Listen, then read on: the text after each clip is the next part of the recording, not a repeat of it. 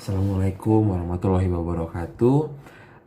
Selamat sore kepada yang terhormat dosen pengampu mata kuliah Hukum Islam Ibu Siti Rohma.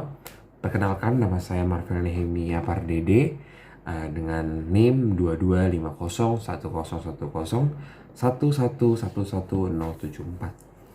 Jadi di sini saya akan membahas mengenai sumber hukum Islam. Tapi sebelum itu, saya pribadi ingin minta maaf jika ada dalam nanti perkataan saya, pengucapan saya yang salah baca karena ketidaktahuan saya dengan cara membacanya.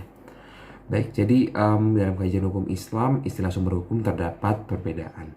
Ada yang menyebut sumber hukum dengan istilah masyadir al-hakam dan adilat al-hakam, atau bahkan keduanya.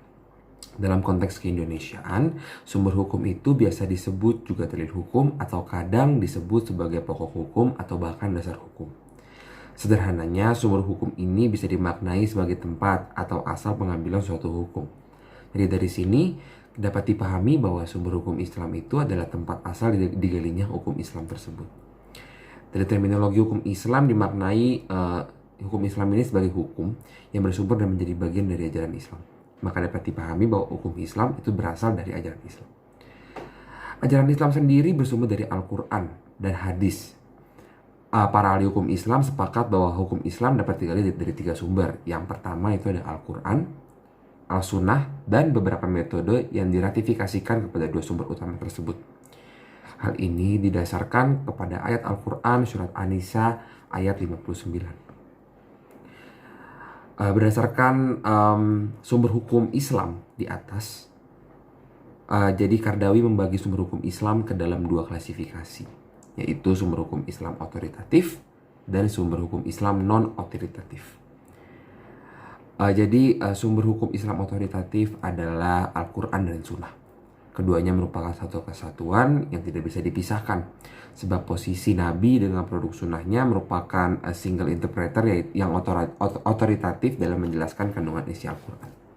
Sementara sumber hukum Islam yang non-otoritatif adalah sumber hukum Islam yang masih diperdebatkan otoritas kehujahannya. Baik, di sini saya akan menjelaskan mengenai sumber hukum Islam otoritatif. Dari yang pertama yaitu Al-Quran. Al-Quran berasal dari kata kirab yang artinya bacaan. Secara terminologi, Al-Quran adalah firman Allah yang diturunkan kepada Nabi Muhammad, memiliki kemukjizatan lafaz, membacanya bernilai ibadah, diriwayatkan secara mutawatir, tertulis dalam mushaf, dimulai dari surat Al-Fatihah dan diakhiri dengan surat Al-Nas. Al-Quran adalah sumber hukum Islam pertama dan utama yang memuat kaidah-kaidah hukum fundamental. Kaidah-kaidah hukum yang termuat di dalam Al-Quran tentunya tidak mudah dipahami kecuali dengan pengkajian yang teliti serta penghayatan yang mendalam untuk bisa memahaminya. Dalam ajaran Islam, Al-Quran merupakan intisari semua pengetahuan.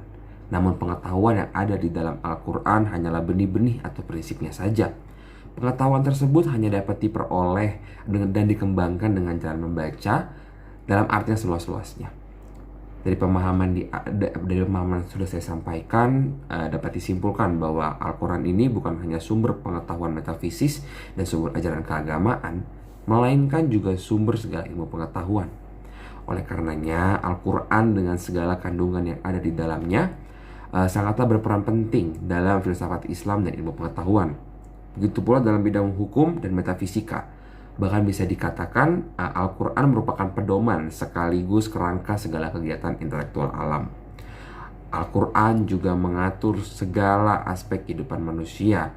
Daud Ali dalam bukunya menyebutkan bahwa konsep hukum menurut Al-Quran adalah all komprehensif, meliputi segala sesuatu dengan sifat penciptanya, yaitu Allah.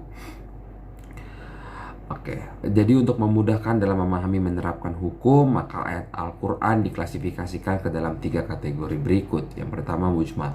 Al-Quran hanya menerangkan pokok dan kaidah hukum saja, sedangkan perinciannya dijelaskan dalam sunnah dan ijtihad para ulama. Yang kedua, agak jelas dan terperinci, seperti dalam hukum jihad, undang-undang perang, tawanan, rampasan, hubungan umat Islam dan umat lainnya. Yang terakhir, jelas dan terperinci berkenaan dengan masalah hutang piutang, makanan halal dan haram, sumpah, memelihara kehormatan wanita dan perkawinan. Kita lanjut ke yang kedua, yaitu hadis atau sunnah Nabi. Jadi secara etimologi sunnah ini berarti jalan yang bisa dilalui, cara yang senantiasa dilakukan, atau kebiasaan yang selalu dilaksanakan. Secara terminologi sunnah menurut ulama usul fikih adalah seluruh yang disandarkan kepada Nabi Muhammad, baik perkataan, perbuatan maupun persetujuan atau penetapan. Para ulama sepakat bahwa sunnah merupakan sumber hukum kedua sesudah Al-Quran. Sudah sebagaimana sudah saya jelaskan bahwa Al-Quran itu sebagai sumber utama hukum Islam memuat kaidah-kaidah hukum. Namun kaidah-kaidah hukum yang termuat dalam Al-Quran tentunya tidak mudah dipahami kecuali dalam pengajian yang teliti serta penghayatan yang mendalam. Maka dari itu diperlukan penjelasan dan penafsiran.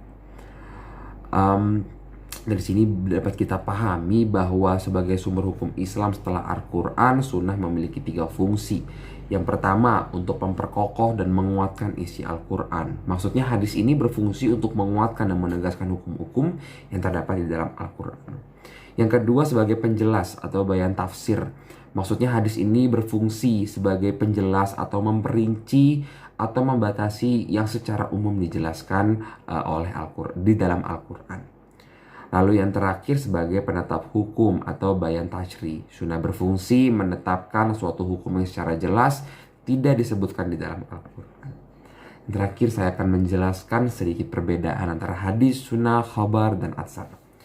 Secara terminologi sunnah menurut ulama usul fikih adalah seluruh yang disandarkan kepada Nabi Muhammad, baik perkataan, perbuatan, maupun persetujuan atau penetapan.